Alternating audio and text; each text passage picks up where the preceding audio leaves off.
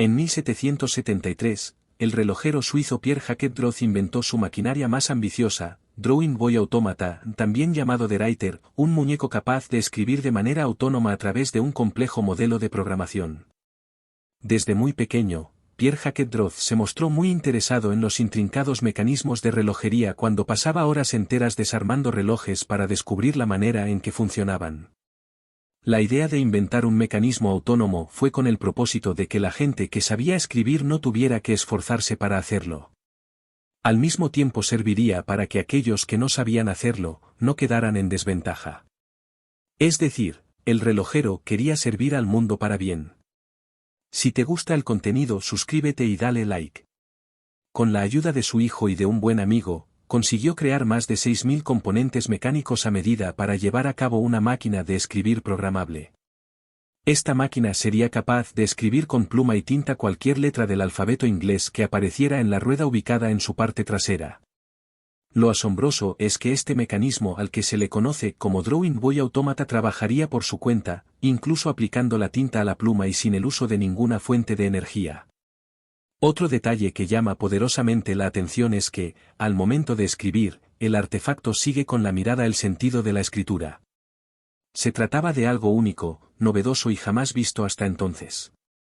El profesor Simon Schaffer realizó un documental en el que explica los detalles del mecanismo del que se puede definir como el primer robot de la historia. Pierre Hackett-Droz también fabricó otros robots similares llamados el dibujante y el músico, capaces de hacer lo que sus nombres indican a través del mismo mecanismo de Drawing Boy Automata. Algunos historiadores dicen que este inventor es el padre de la informática por los mecanismos que creó.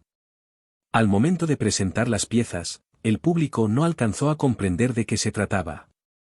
Algunos creyeron que eran simples muñecos, mientras que otros creían que los robots actuaban bajo el influjo de una fuerza casi sobrenatural.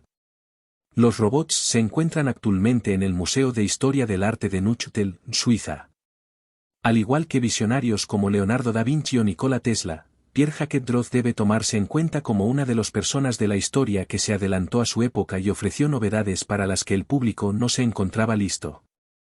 La primera presentación tuvo lugar en París en 1774 y causó gran asombro en la corte del rey Luis XVI. ¿Quién habría pensado que un relojero suizo podría crear un autómata humano que funcione como un robot moderno en una época en la que aún no existían los ordenadores programables ni la electrónica moderna? Lo que lo hace aún más notable es que sus complejas acciones de movimiento automático tienen más de 250 años y simular acciones humanas sin electricidad ni un lenguaje de programación complejo en un cuerpo de madera tallada es extraordinario.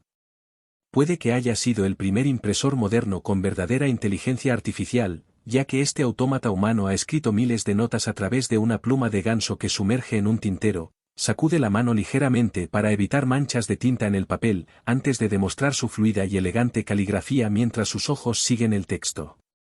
Está sentado en un escritorio de caoba estilo Luis XV, vistiendo una elegante ropa de época que oculta una puerta en su espalda que revela un mecanismo de 6.000 piezas, que calcula su capacidad para trazar las letras del alfabeto. El complejo sistema cuenta con 40 levas giratorias que funcionan como una memoria de solo lectura de los ordenadores modernos. Es imprescindible contar con ese mecanismo para que el autómata pueda escribir palabras letra por letra a lo largo de 4 líneas.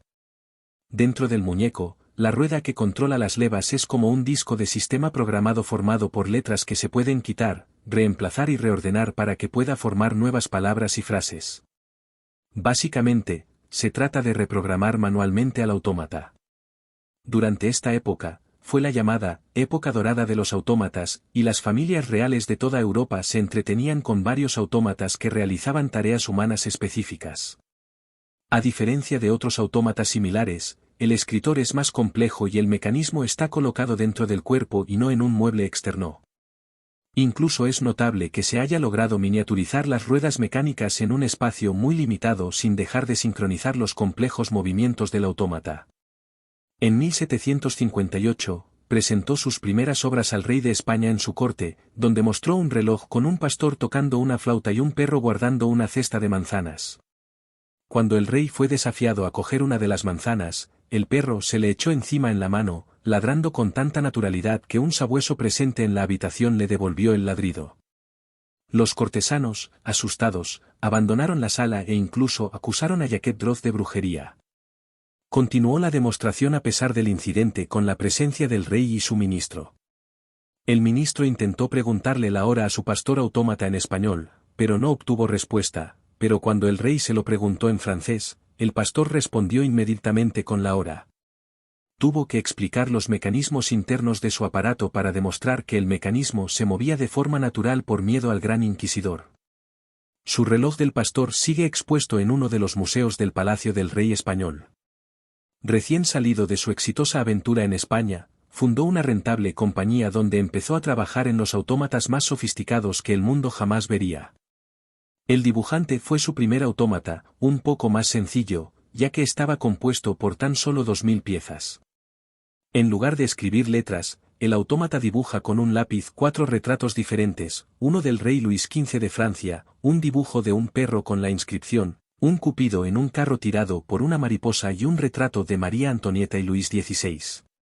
Tiene un pequeño dispositivo con una bolsa de aire oculta en la cabeza que funciona como un fuelle de chimenea, lo que le permite soplar el polvo del papel. También puede levantar las manos para examinar su obra con admiración o para corregir un error. El tercero es la dama músico que toca el órgano con música creada por el propio autómata a partir de una programación mecánica que pulsa las teclas de un órgano real. Su torso y sus ojos replican el movimiento humano de un organista real. Los 3 autómatas se encuentran en el Museo de Arte e Historia de Neuchâtel, donde permanecen prácticamente en las mismas condiciones de funcionamiento que cuando se fabricaron.